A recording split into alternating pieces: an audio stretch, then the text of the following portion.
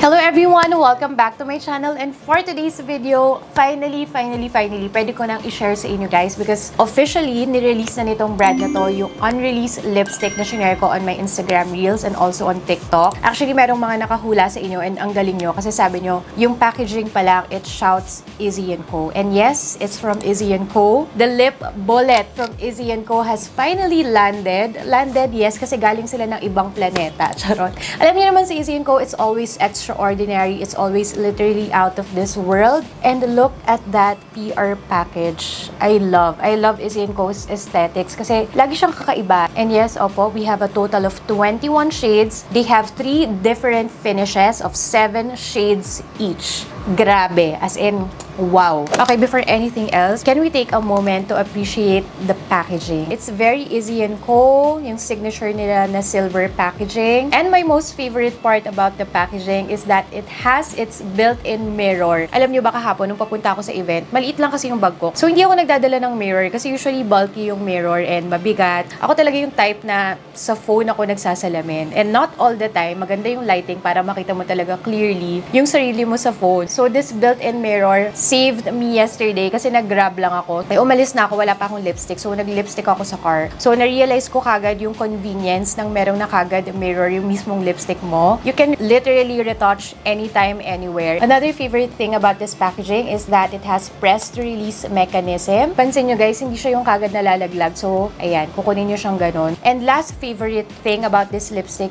is the shape. Since I have tried this already, I must say, ito yung isa sa shape na ang dali-dali talagang i-glide and i-line on your lips. Like kahit sa edges, super dali. Hindi ako lumalagpas. Ang ganda ng pagkaka-shape ng lipstick. So again, they have 3 different finishes. Meron silang matte finish, merong velvet finish, and merong satin finish. So this is in matte finish. Yung matte finish, sabi nila ito raw yung merong pinaka-intense pigment and the most long-wearing among all 3 finishes. Itong nasa middle, this is the velvet finish. So velvet if you want a matte finish, but it has a more comfortable na feels on the lips and mas light siya compared to the matte one. And lastly, this is in satin finish. As you can see, ayan, nagka-catch siya ng light. Definitely, this one is more hydrating, so perfect siya for those na merong dry lips, and it's just sheer. Okay, let's start first with the satin finish. First shade is in the shade Nudity. So, si Nudity is Naked Beige. This is in Nudity.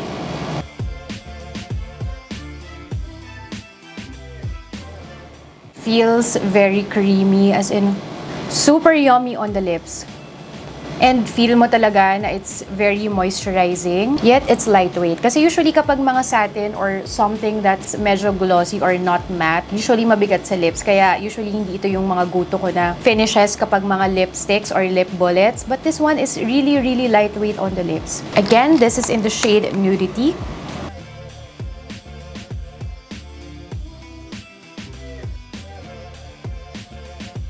Next shade is in the shade Seraph, which is Heavenly Nude. Seraph has a more rosy undertone compared to Nudity.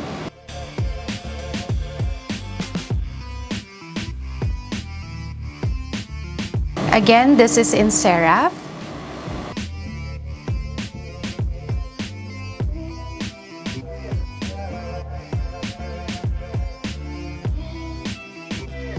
Next is in the shade Rococo, which is a sugary rose. This is actually my personal favorite. Kaya ito yung sinwatch ko dun sa unreleased video.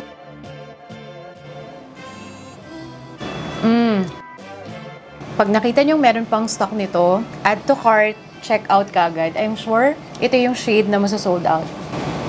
It's so nice. Again, this is in the shade Rococo.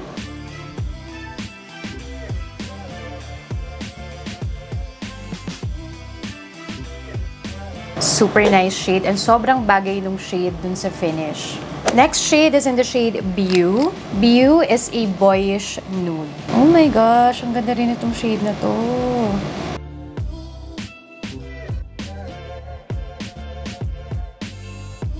So nice. I get why it's called boyish nude. This is the type of shade na kahit yung asawa ko, pwede ko ipagamit sa kanya kapag sa mga events. Again, this is in the shade Beau.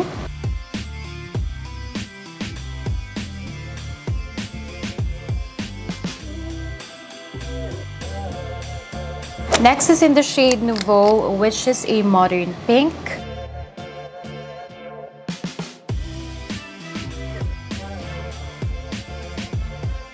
Again, this is in the shade Nouveau. This is the type of pink that Gen Z would wear. It's really a modern pink. Next shade is in the shade Ballroom, which is a lavish mauve. Gustong-gusto ko yung mga description ng mga shades and the shades itself. It's very artsy.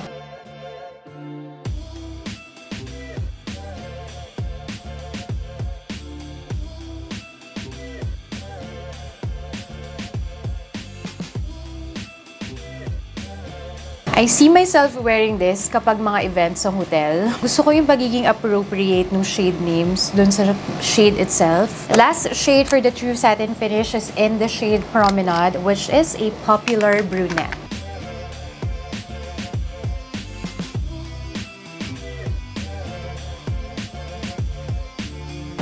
I love the shade. Naalala ko sa shade ito, mga supermodels like Bella Hadid, Naomi Campbell. I super love this shade. Again, this is in the shade Promenade. Popular brunette is the perfect description for this shade.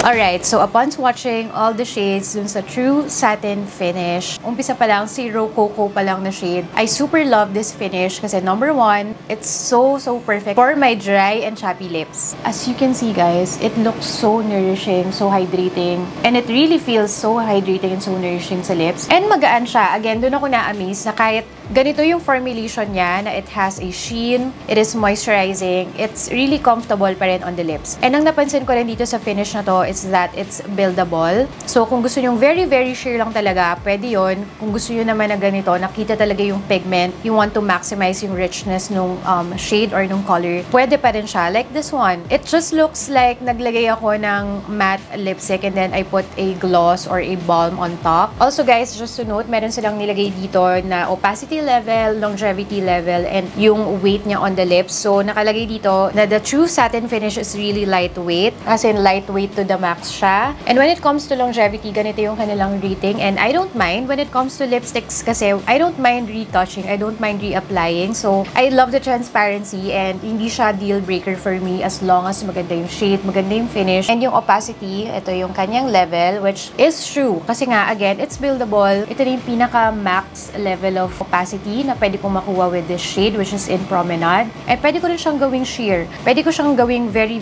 sheer na para lang tinted na lip balm, and that's what I love about it kasi pwede mong timplahin kung ano yung mood mo for that day. So yeah, so far I'm really loving the satin finish. Ito yung first bias ko upon trying all the 3 different finishes, but meron pa tayong 2 different sets of finishes and shades, so let's continue with the swatching. Okay, first shade sa True Velvet Finish is in the shade Ingenue. Gusto niyo yun? Gusto ko yung lagi tayong pinag-google ni ISSY and Co sa mga shades nila, but at the same time, that's what makes it special and yun yung tumatatak sa isip natin, diba? Again, this is in the shade Ingenue. Ingenue daw is an innocent nude. I love that description. So, tingnan natin kung magiging parang innocente ba ako dito sa shade na to.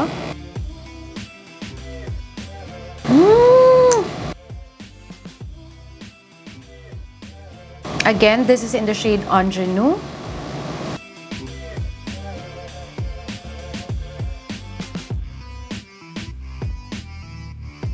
Alam niyo, ito yung shade na very Filipino movie main character na mabait, na ideal girl, na very wholesome. Ganyan yung shade niya. I love it.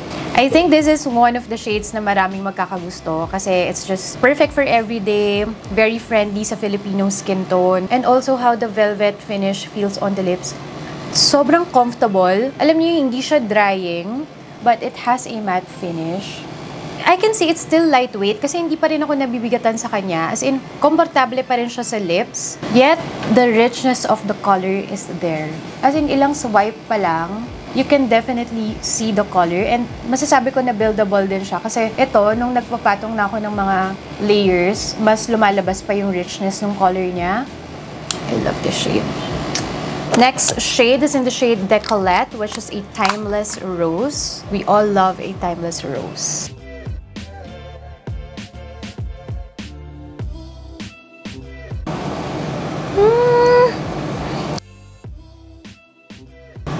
I love Decolette.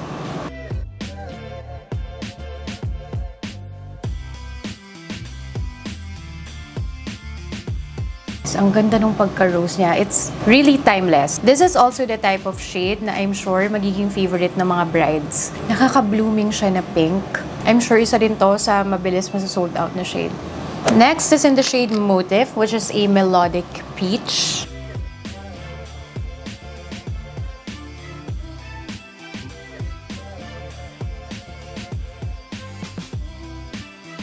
Ang ganda. Alam nyo, bihira lang ako magkagustuhan ng peach na lipstick. Kaya sabi ko kanina, feeling ko, this is not the type of shade that I will always use. But sobrang bagay siya sa formulation. Kasi usually, ayoko ng peach kasi medyo bright talaga siya on the lips. Mas na-emphasize usually yung dryness ng lips ko. But with this formulation, hindi niya na-emphasize yung dryness. And nakaka-brighten siya ng complexion. Nakikita kong magugustuhan ni Tony Sia tong shade na to. Next shade is in the shade Beret, which is an arresting brown. Bet nyo yun. Arresting brown, sis. Okay, okay.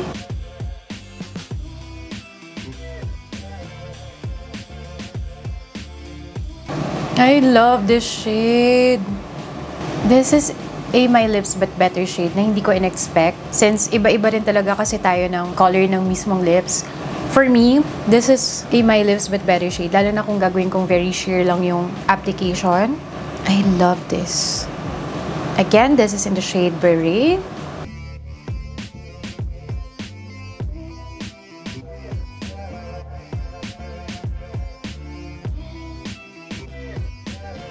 I love this. Ganda, ang ganda nitong shade na to.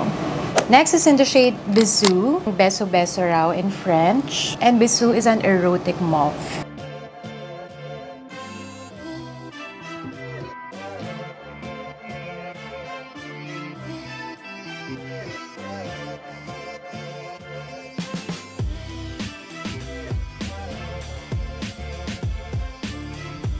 Next shade is in the shade Pose, which is a legendary brown. Oh.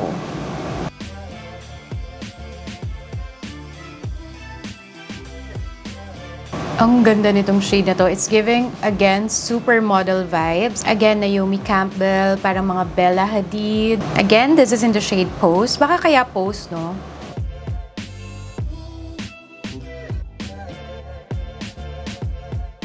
Last shade for the True Velvet Finish is in the shade Camp. And Camp is a shocking pink.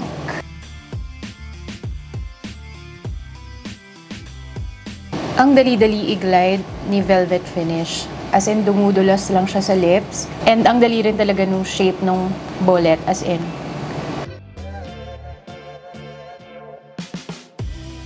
Again, this is in the shade Camp. Surprisingly, nagustuhan ko siya on me.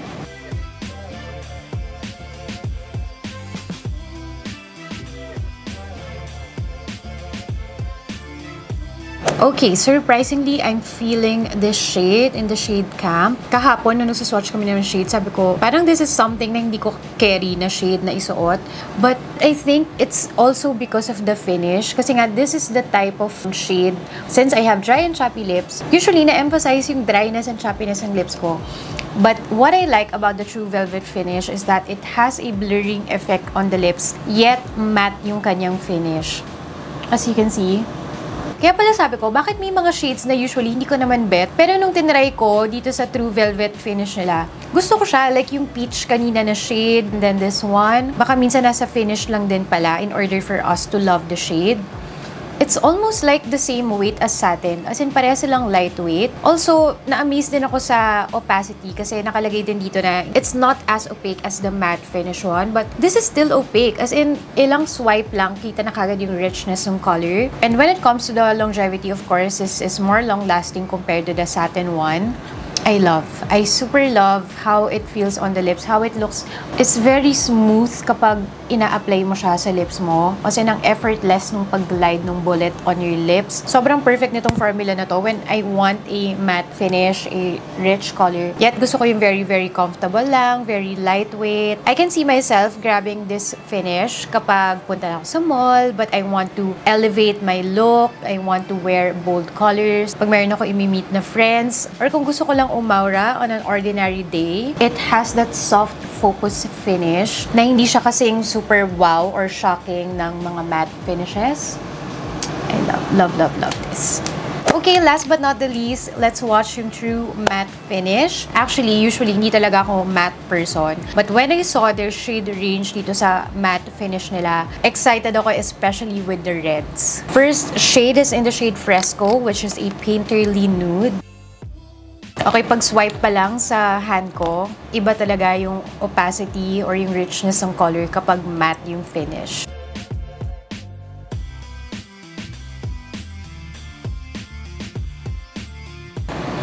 Wow, the richness of the color, iba talaga kapag matte. Again, this is in the shade Fresco.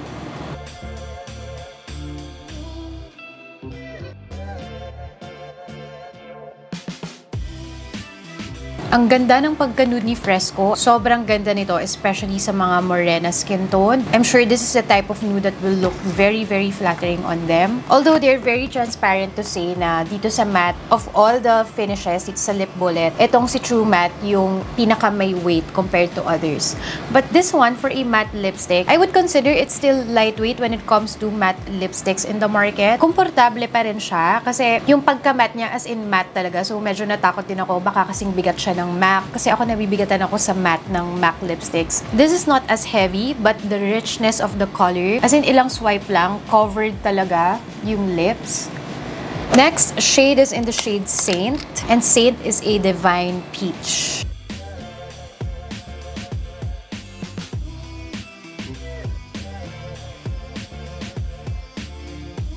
Again, this is in the shade Saint.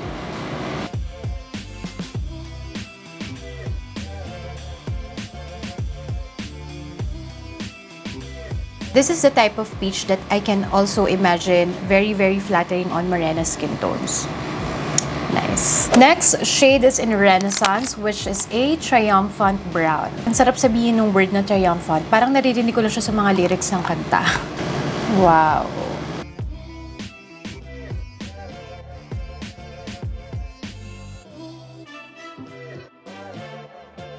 Again, this is in Renaissance.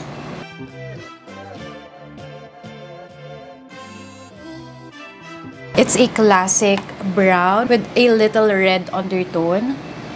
Ganda rin ito. I didn't expect that I would like this, lalo na nung sinuswatch ko siya sa kamay. But it's also nice. Next shade is in the shade Muse, which is a poetic pink.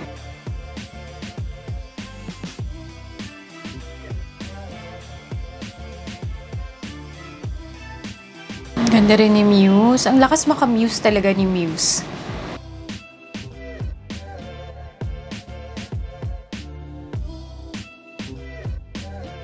Ito yung tipong laging suot ng mga crush ng bayan. Ganyan. Yung pagka-pink niya, it shouts feminine. Next shade is in the shade Opus, which is a magnificent rose.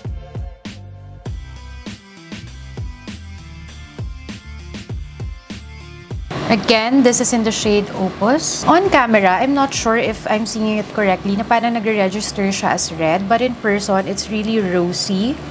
Pero siyang deeper version ni Camp kanina sa True Velvet formula. I love this shade also.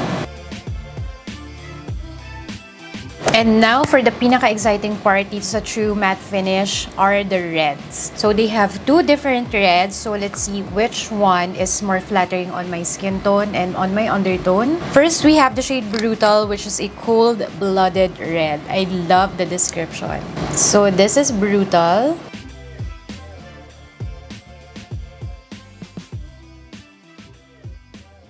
Oh, in fairness, ang dali talagang i-glide nung shape nung bullet nila. Usually, yun lumalagpas talaga ako sa mga lipsticks. OMG. Brutal kung brutal talaga. But I love it. I love it. This reminds me of MAC Ruby Woo, but this is more brutal. As in, literal na mas brutal siya than the MAC Ruby Woo. Hindi ko in-expect na okay siya with my undertone in my skin tone, but I super love it, lalo na guys in person. Actually, merong nakaganito kahapon sa event from ISSY, and it's really, really nice. As in, it's attention-grabbing shade. Ang ganda. Natutuwa ako kasi okay rin pala siya sa akin. Kasi sabi ko kapon, parang hindi ko carry yung ganitong shade. But I love it. Lalo na if you're just wearing plain white or plain black na shirt. And then a good set of earrings, accessories. Tsaka bagay na bagay yung shade niya with the finish. I can't see myself wearing a shade like this. Tapos satin yung finish. Again, this is in the shade Brutal.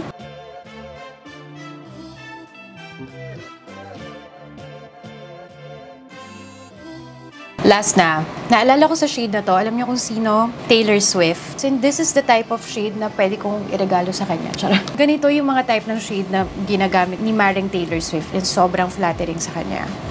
Alright, last shade is in the shade Revenge, which is a wrathful red.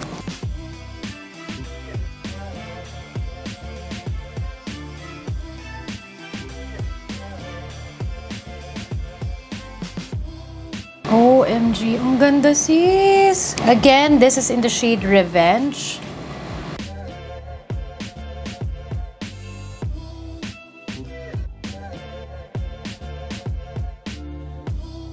Kahapon ganito yung suot ni Joel from ISSY, and Joel has olive undertone and sobrang flattering on him. And I also saw someone from ISSY & Co wear this shade na iba ring undertone and skin tone. Ang ganda rin. Feel like this is the type of red that would really look good on a lot of skin tones, a lot of undertones.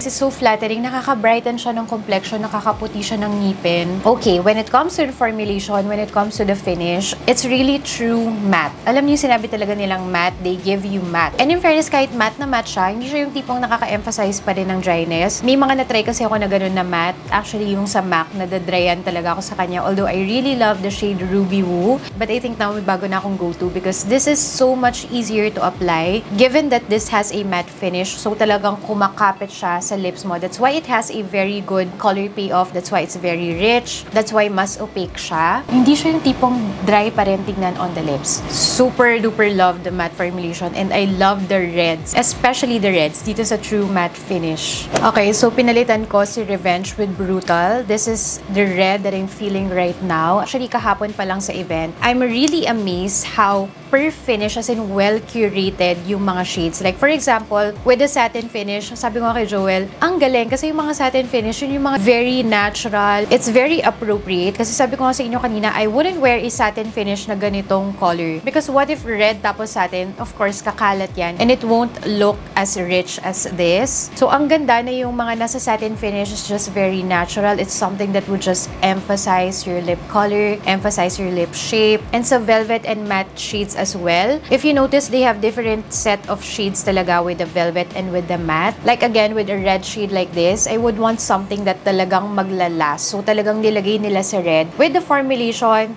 that has the most longevity. So wala lang, ang smart, pinag-isipan. You have super good selection of different shades of pink, peach, of browns. There is literally something for everyone. And yun yung gusto ko kay ISSY & Co, the inclusivity. As in, meron at meron kang mahanap na right shade, right finish for you dito sa collection na to. And yes, I use the term right, hindi perfect, kasi there's no such thing as perfect lipstick, sabi nga rin ni Joel sa akin. And I agree. There's no such thing as perfect or bad lipstick. You just have to find the right shade, the right finish for you. So kung sa akin, ganito yung bet ko when it comes to the reds. Kung hindi nyo to bet, baka mas okay sa inyo yung isang red. Or kung gusto nyo yung ganitong finish ng ganitong shade, and that's okay. That's the right one for you. It's the right one for me. But it doesn't mean it's a bad product or it's a bad shade or it's a bad finish kung hindi lang siya nag-work sa'yo or hindi siya nag-work sa akin. And speaking of shades, ang dami kong favorite shades, guys. I must say, when it comes to the satin finish, ang mga naging favorite shades ko are number 1, Rococo. Alam niyo naman, yun yung sinwatch ko kagad